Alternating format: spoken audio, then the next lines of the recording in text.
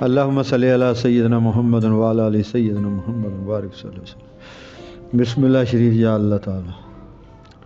اللہم صلی علی سیدنا محمد وعلی علی سیدنا محمد وبارک صلی اللہ علیہ وسلم۔ الصلاۃ والسلام علیک یا سیدی یا رسول اللہ صلی اللہ علیہ وسلم وعلی آلہ وصحبہ یا حبیب اللہ۔ اب بیان کریں گے اے عزیز حضور سید دو جہاں حضرت محمد مصطفیٰ صلی اللہ علیہ وسلم کی مکہ واپسی۔ حضرت ایمن نے سیدہ آمنہ کو ابوا کے مقام پر دفن کیا۔ یہ مقام مکہ اور مدینہ طیبہ کے درمیان ہے۔ قدیم شاہراہ جو مکہ مکرمہ سے مدینہ طیبہ جاتی ہے اس پر ایک گاؤں مستورہ کے نام سے آتا ہے، جہاں ہوٹل اور قہوہ خانے ہیں۔ آنے جانے والی بسیں اور کاریں جہاں رکتی ہیں۔ مسافر چائے پیتے ہیں، کھانا کھاتے ہیں۔ جہاں سے مدینہ طیبہ جاتے ہوئے دائیں طرف چند میل کے فاصلہ پر ابوا کی بستی ہے۔ بستی سے باہر ایک اونچا ٹیلہ ہے اور ارد گرد جھاڑیاں اور ککر کے درخت آگے اگے ہوئے ہیں۔ اس ٹیلہ پر سیدہ آمنہ کا مزار پر انوار ہے۔ مزار کیا ہے کہ کالے پتھر توڑ کر ایک جگہ سے ایک ہی جگہ بے ہنگم سا ڈھیر لگا دیا گیا ہے۔ اس کے ارد گرد چار دیواری ہے، وہ بھی کالے پتھروں کو جوڑ کر بنا دی گئی ہے۔ مجھے بھی ام الحسنات سمیت بعض احباب کی میت میں 1980 میں وہاں حاضری کا شرف نصیب ہوا۔ بظاہر وہاں زیب و زینت اور رونق نام کی کوئی چیز نہیں، لیکن قلب و روح کو وہاں ایسا کیف نصیب ہوتا ہے کہ سبحان اللہ ماشاء اللہ۔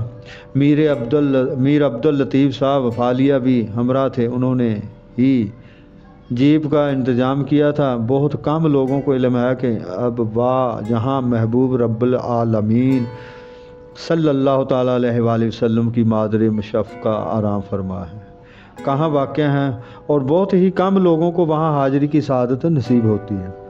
حضرت ایمن نے اس مقام پر سیدہ آمنہ کو دفن کیا، پھر اپنے کریم مالک اور مہربان مالکہ کے در یتیم کو اپنی آغوش شفقت میں لیا۔ اس جان عالم کی آنکھوں سے موسلا دھار بارش کے قطروں کی طرح ٹپکنے والوں آنسو پونچھے، اس کے دل اور درد مندوں کو تسلی دی، اس کی روح حزین کو دلاسا دیا۔ جب انہوں نے 6 سالہ معصوم بچے کو اپنی ماں کی مرکت سے جدا کیا ہوگا تو دونوں پر کیا بیتی ہوگی، اسے صرف ایمن ہی جانتی ہے۔ فطرت مقبولان بارگاہ سمادیت کی تربیت کا خود انتظام فرماتی ہے۔ یہ انتظامات انسان کے طے کیے گئے انتظامات سے نوکھے ہوتے ہیں۔ مادر مشفق کا سایہ تو اٹھا لیا، لیکن اس کے عوض ایک سیاہ فام حبش ایمن کی گود عطا فرما دی۔ بے پایا محبت، بے مثل خلوص اور ان تھک خدمت کے جذبات نے ایمن کو دوسری ماں کا درجہ دے دیا۔ سیدہ آمنہ نامور خاندان بنی زہرہ کا گل سرسبد تھی۔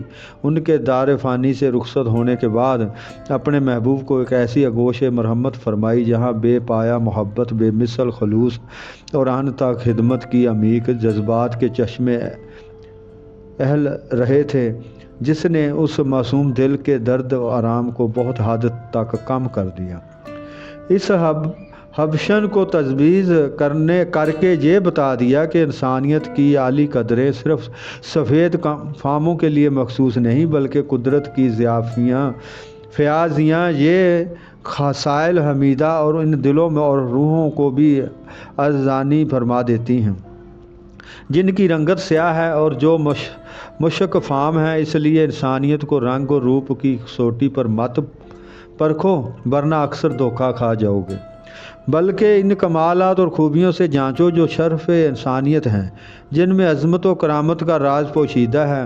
خصوصاً وہ ہستی جس نے کالے اور گورے کے جھوٹے امتیازات کو ختم کرنا تھا، اسے 2 ماؤں کی محبت عطا فرمائی۔ اسی لیے حضور نبی کریم صلی اللہ علیہ وسلم نے اپنے ایک صحابی کو کسی کو آر دلاتے ہوئے یہ سنا، جا ابن السودا، اے کالی ماں کے بیٹے، تو حضور پاک صلی اللہ علیہ وسلم کو زارائے ضبط نہ رہا، بڑے جوش اور گجب سے فرمایا، پیمانہ چھلک گیا۔ کسی سفید رنگ والی ماں کے بیٹے کو کسی سیاہ رنگ والی ماں کے بیٹے پر کوئی فضیلت نہیں ہے۔ مسجد تقبہ کے پاس محمد فدا ابھی امی سفید رنگ والی ماں کا فرزند ہے اور اس کی پرورش کالے رنگ والی ماں نے کی ہے۔ پاس وہ ان دونوں کا بیک وقت بیٹا ہے۔ اس شفیق خادمہ نے اپنے ساتھ اونٹ پر سوار کیا۔